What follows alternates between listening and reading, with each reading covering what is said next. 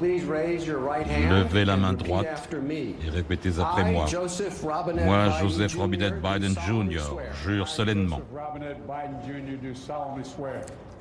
que j'exécuterai loyalement la charge de président des États-Unis et que du mieux de mes capacités, je préserverai, protégerai et défendrai la Constitution des États-Unis. Que Dieu me vienne en aide. Félicitations, Monsieur le Président.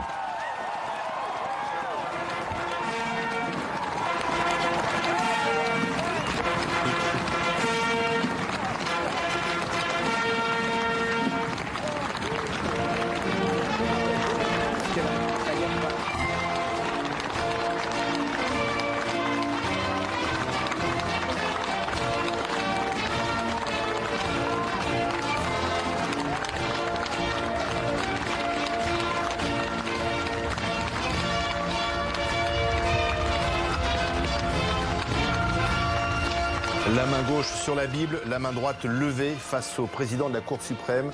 Joe Biden vient donc d'être intronisé, 46e président des États-Unis.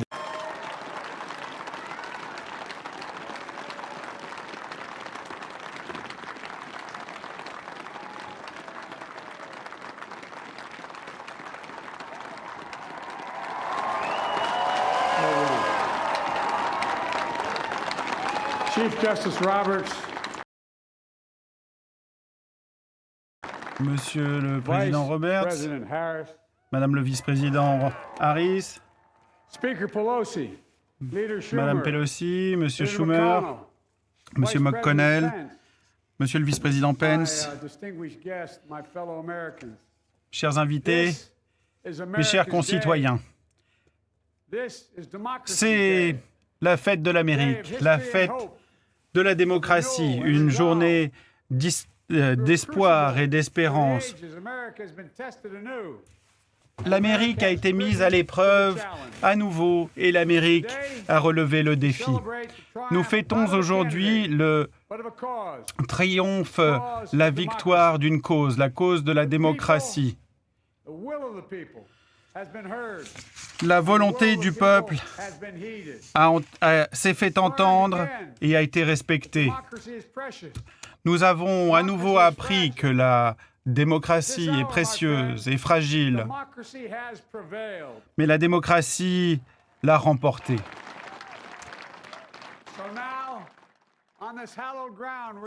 Sur cette terre sacrée où il n'y a que quelques jours de cela, la violence a cherché à remettre en cause le fondement même du Capitole, nous nous retrouvons ici, une nation unie sous Dieu, indivisible, pour mettre en œuvre le transfert de pouvoir, de compétences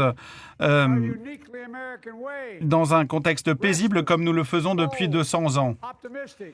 Et les Américains que nous sommes pouvons être ambitieux et optimistes et définir un objectif pour savoir où nous devront être. Je remercie les présidents qui m'ont précédé, quel que soit leur parti, d'être à mes côtés ici aujourd'hui, du plus profond du cœur. Je sais combien notre Constitution est solide. Je reconnais la force de notre pays, tout comme le fait d'ailleurs le président Carter, à qui j'ai parlé hier soir, qui ne peut pas être avec nous, mais à qui nous rendons hommage. Je viens de prêter ce serment sacré que chacun de ces grands patriotes ont déjà prêté de par le passé, un serment prêté par George Washington et qui s'impose non pas à quelques-uns, mais à tous, à chacun d'entre nous, nous, le peuple, qui cherchons à faire advenir une union plus parfaite. Nous sommes un grand peuple, un grand pays. Malgré les difficultés, en temps de paix, en temps de guerre, nous avons beaucoup fait. Mais il nous reste encore beaucoup à faire. Nous allons aller de l'avant en cette période hivernale pleine de risques, de périls et de possibilités. Il y a beaucoup à faire, à guérir, à gagner. Peu nombreux sont ceux dans l'histoire de notre pays qui ont dû relever autant de défis ou trouver la période, leur ère aussi complexe qu'elle l'est aujourd'hui. La pandémie nous a privés d'autant de nos concitoyens en un an que le nombre de personnes mortes pendant la Deuxième Guerre mondiale. Cette clameur de justice sociale qui nous tient depuis plusieurs siècles nous tient encore. Nous ne pouvons plus attendre. Ce cri pour survivre, nous l'entendons de la planète elle-même. C'est un cri qui va à l'encontre du suprématisme blanc, du terrorisme intérieur, des menaces que nous devons regarder et contre lesquels nous devons vaincre. Nous devons relever ces défis parce que l'avenir des États-Unis exige de nous non seulement des paroles, mais bien l'élément essentiel de la démocratie, l'unité. Oui, l'unité. Le 1er janvier 1866, Abraham Lincoln a signé l'acte d'émancipation. Et je cite, il disait « Si mon nom trouve une place dans l'histoire, ce sera bien à cause de cet acte, et j'y mets toute mon âme. » Aujourd'hui, en ce jour de janvier, toute mon âme est consacrée à l'union, la réunification de notre pays, de notre peuple. Et j'invite chacun à me rejoindre.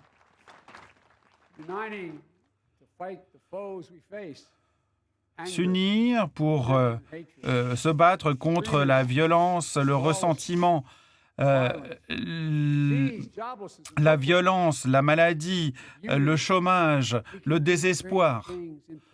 Avec de l'unité, unis, nous saurons faire beaucoup. Nous pouvons rétablir la justice, retrouver des emplois, enseigner à nos enfants, sauver des écoles, surmonter ce virus, reconstruire la classe moyenne, accorder la santé pour tous, restaurer la justice sociale et être à nouveau à la pointe du mouvement pour la justice et le bien de par le monde.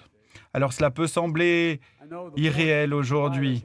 Je sais que les forces qui cherchent à nous diviser sont réelles, sont profondes, mais je sais aussi qu'elles n'ont rien de nouveau. Notre histoire a toujours été marquée par le conflit entre l'idéal américain de création, d'avoir été tous créés égaux, et d'autre part la diabolisation, la crainte, la division qui nous déchire depuis si longtemps. C'est un combat éternel dans lequel la victoire n'est jamais garantie. Pendant la guerre civile, la Grande Dépression, les guerres mondiales, le 11 septembre, malgré tous ces événements, nous avons toujours surmonté les difficultés. Nous avons toujours été assez nombreux à nous rejoindre, à nous réunir pour aller de l'avant et nous porter en avant. Nous pouvons le faire. À nouveau, l'histoire, la foi, la raison nous montrent ce qu'il faut faire, nous montrent la voie de l'unité. Nous pouvons nous reconnaître non pas en adversaires, mais en voisins. Nous pouvons nous traiter avec dignité, avec respect. Nous pouvons mettre nos ressources et nos forces en commun, arrêter de crier les uns sur les autres pour atteindre l'unité. Sans unité, il ne peut y avoir de paix, seulement l'amertume, la furie, seulement le chaos et non pas une nation unie. Nous avons cette occasion unique, historique, de nous réunir, puisque l'unité est le moyen d'aller de l'avant. Nous devons aller de l'avant en tant qu'États-Unis, États unis d'Amérique. À défaut de quoi nous échouerions. Nous n'avons jamais échoué dans l'histoire des États-Unis. Et aujourd'hui même, ici même, je vous invite à recommencer, à reprendre à zéro, à travailler ensemble, à nous entendre, nous écouter, nous respecter. La politique n'a pas besoin d'être, la vie politique n'a pas besoin d'être un incendie qui détruit tout sur son chemin. Le moindre désaccord ne doit pas être la raison de se battre et de créer une guerre. Il faut, au contraire, travailler ensemble.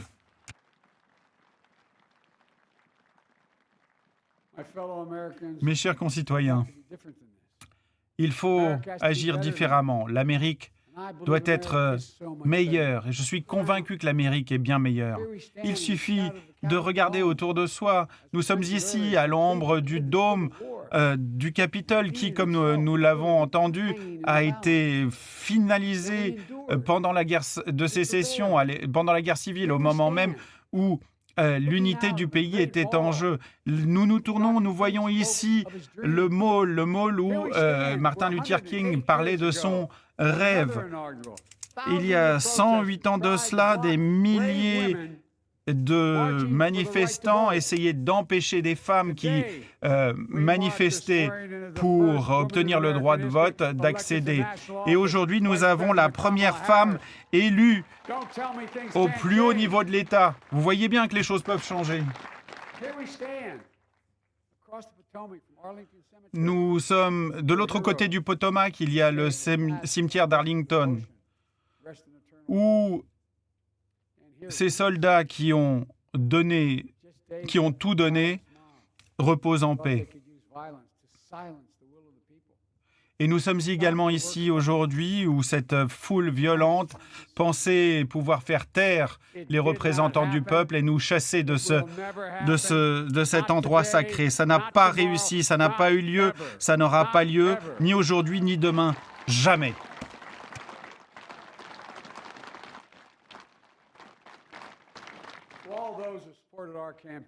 À tous ceux qui ont soutenu notre campagne, je dis que je suis reconnaissant de la confiance qui m'a été accordée.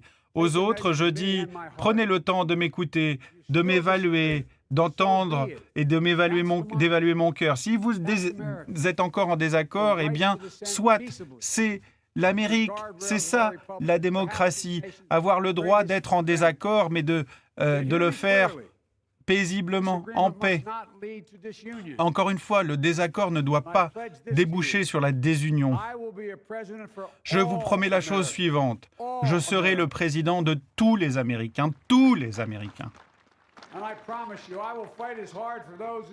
Et je puis vous dire que je me battrai aussi dur pour ceux qui n'ont pas voté pour moi que pour ceux qui l'ont fait.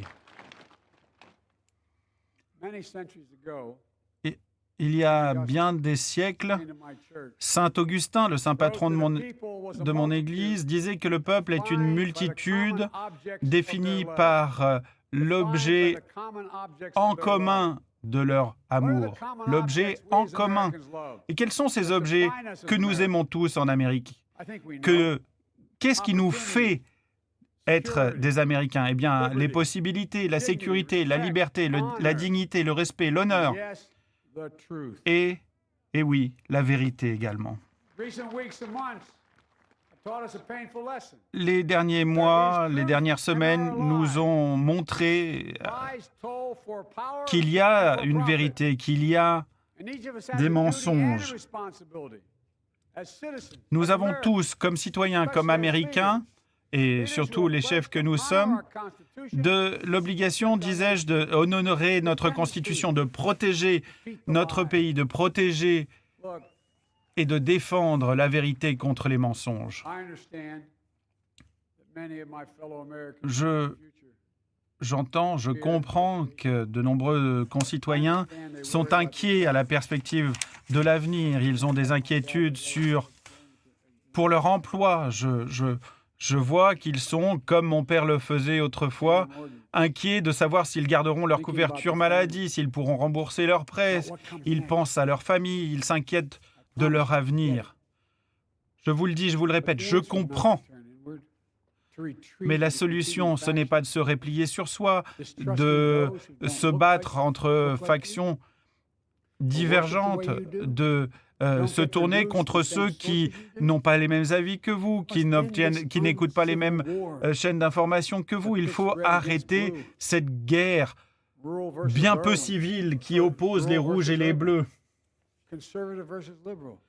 qui oppose les conservateurs et les libéraux. Non, mais nous pouvons le faire. Nous pouvons le faire si nous ouvrons notre cœur au lieu de le durcir, si nous faisons preuve de tolérance et d'humilité, et si nous sommes prêts à nous mettre à la place d'autrui, comme le disait ma mère. Mets-toi à sa place pour quelques instants.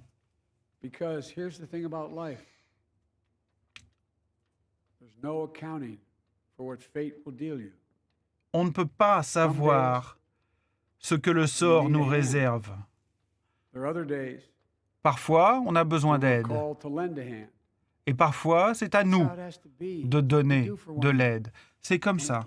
C'est ça, la vie. C'est ce que nous devons faire. Et si nous le faisons, alors notre pays pourra être plus fort, plus prospère, mieux décidé et mieux préparé à l'avenir. Et nous pourrons continuer d'être en désaccord. Mes chers concitoyens, nous allons, dans la phase qui s'ouvre, avoir besoin chacun les uns des autres et de travailler ensemble pour surmonter cet hiver sombre. Nous devons surmonter l'épidémie, aller au-delà de la politique et nous attaquer à cette maladie unis, un pays, une nation unie. Comme le dit la Bible, la joie vient au matin. Nous pourrons réussir. Nous le ferons ensemble. Tous mes collègues avec qui j'ai servi à la Chambre des représentants ou au Sénat, nous savons tous, n'est-ce pas, que le monde nous regarde aujourd'hui. Et à tous ceux qui sont à l'étranger, je vous donne ce message. L'Amérique a été mise à l'épreuve. Nous en sommes plus forts. Nous réparerons, reconstruirons nos alliances. Nous travaillerons à nouveau avec le monde entier, non pas pour relever les défis d'hier, mais ceux d'aujourd'hui et de demain. Et nous montrerons l'exemple, mais nous montrerons un exemple puissant. Nous serons des partenaires fiables et forts pour la paix, le progrès, la sécurité. Nous avons tant souffert dans notre pays. Nous en avons tellement nous avons été tant mis à l'épreuve que je vous invite à prendre quelques moments pour prier à la mémoire de ces 400 000 Américains qui ont perdu la vie, les pères, les mères, les fils, les filles, les collègues, les amis, tous ceux qui sont morts. Et en pensant à eux, je vous invite à redevenir cette nation que nous pouvons être. Je vous invite à prier en silence pour ceux qui ont perdu la vie, pour ceux qu'ils ont laissés derrière eux et pour notre pays.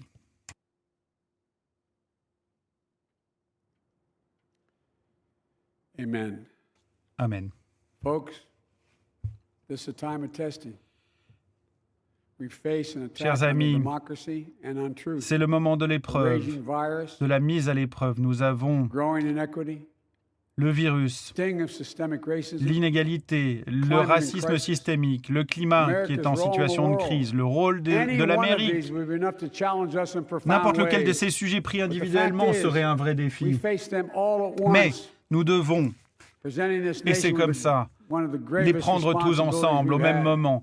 Et c'est là l'une des plus grandes responsabilités que devra assumer notre pays. Il va falloir faire ce qu'il faut.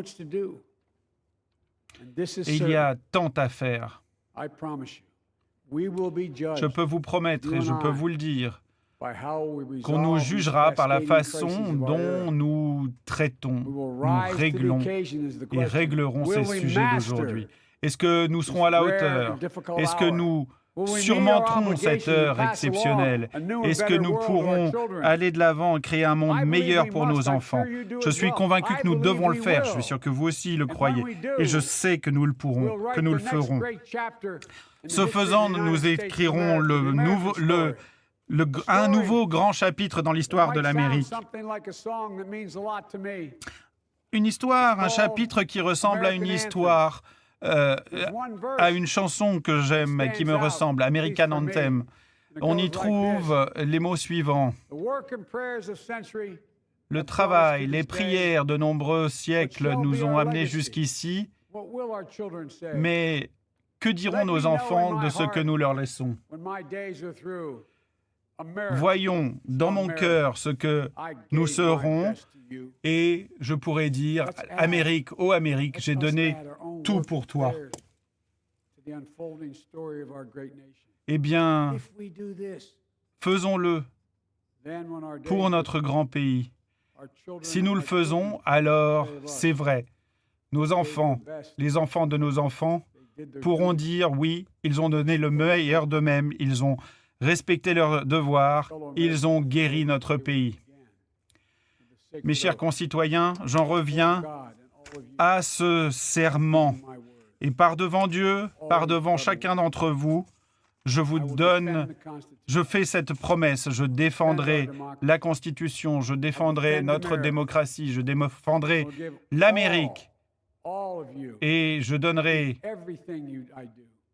à chacun la preuve que j'agis pour vous, pas par attrait du pouvoir, mais c'est ainsi que nous pourrons écrire ensemble une histoire américaine d'espoir et non de crainte, de lumière et non de ténèbres, de décence, de dignité, d'amour, de guérison, de grandeur et de bonté.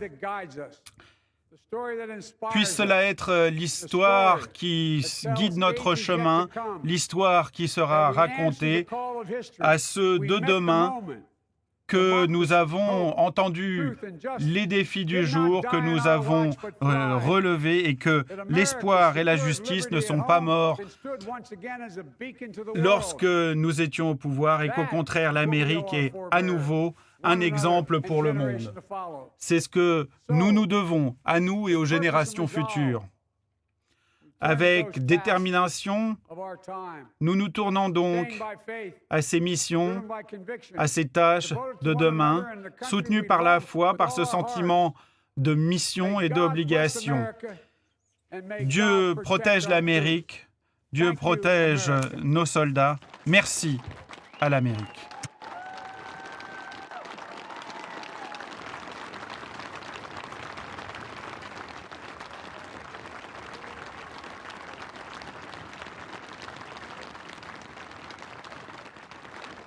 Oui.